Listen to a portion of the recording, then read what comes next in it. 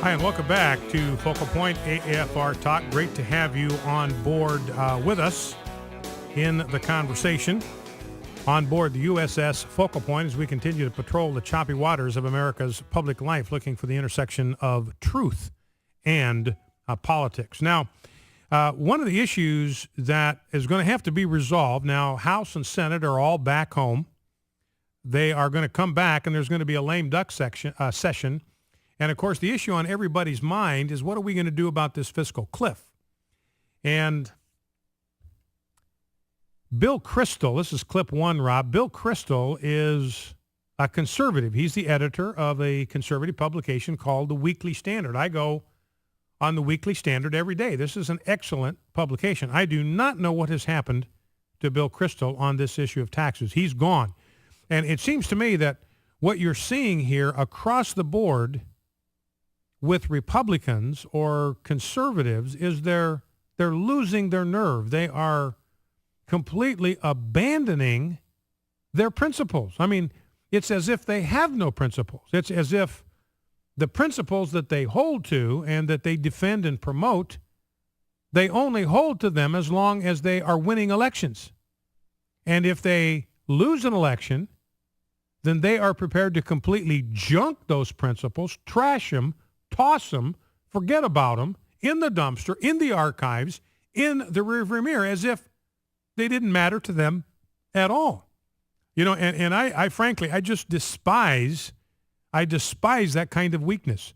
I mean, if you have principles that you declare and you hold to and you promote and you defend because you believe they are right, that they are in accordance with the truth, that they are what is best for America, and that you must not compromise on those principles, because to do so is to put the country that you love at risk. If that's what you say and that's what you want people to believe, what does it say about you when within less than 2 weeks of an election loss, and by the way, that was not a big election loss.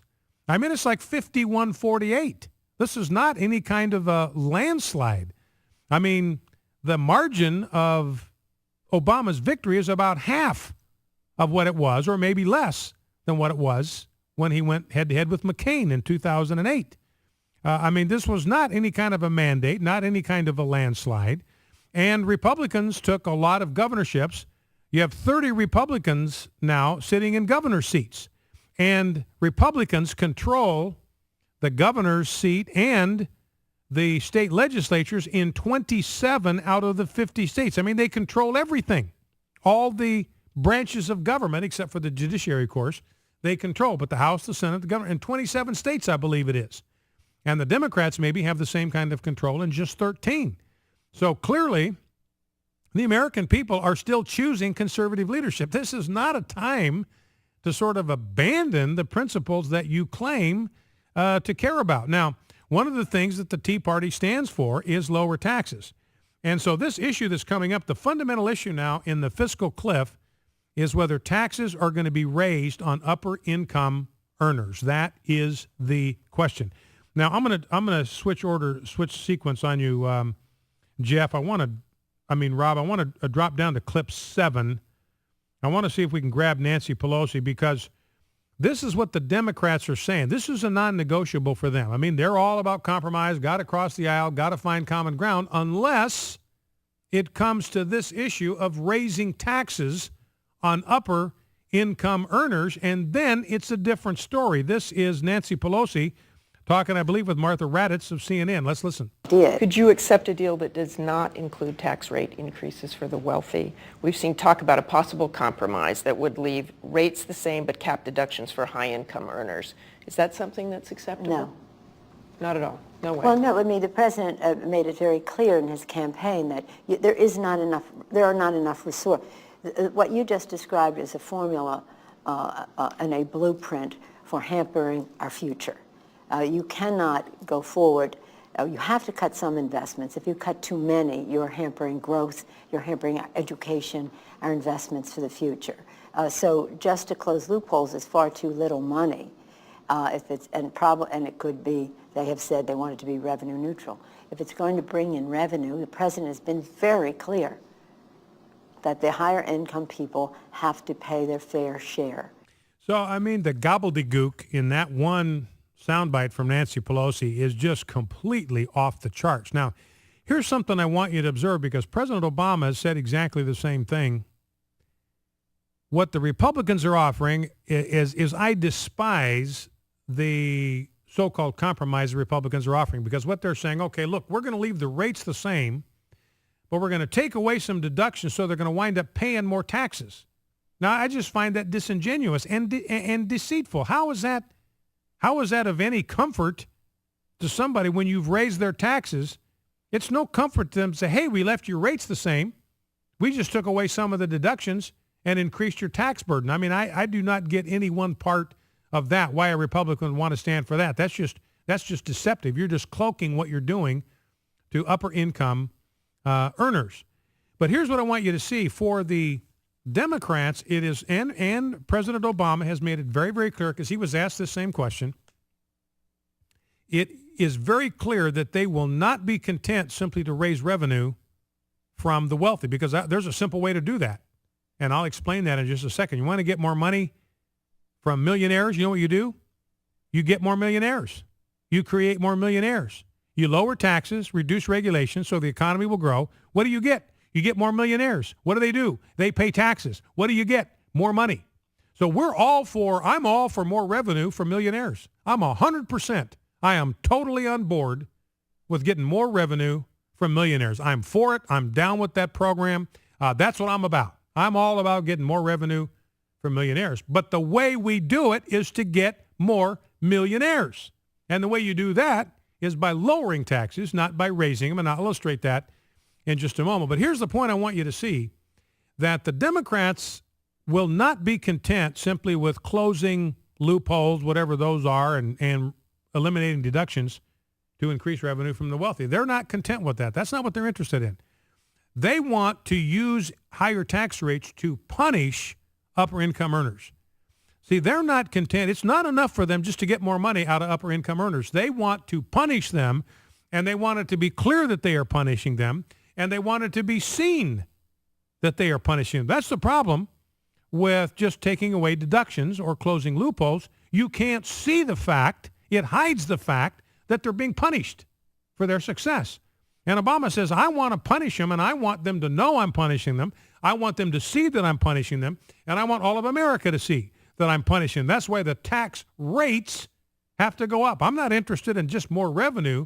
We've got to have higher tax rates so the American people and the wealthy will see exactly what I am doing to them. And Nancy Pelosi echoing exactly the same mentality. So, and she's saying, look, there's no compromise here. Tax rates are going to have to go up. So the Republicans are out, yeah. We'll increase their tax burden. We'll do that. We'll give you that. We'll compromise. We'll cross the aisle there. You want more revenue from the wealthy? We'll compromise there. We'll find ways to increase their tax burden. I think that's horrible. I think it's a fundamental violation of conservative fiscal principle, but Republican leadership saying we'll do that.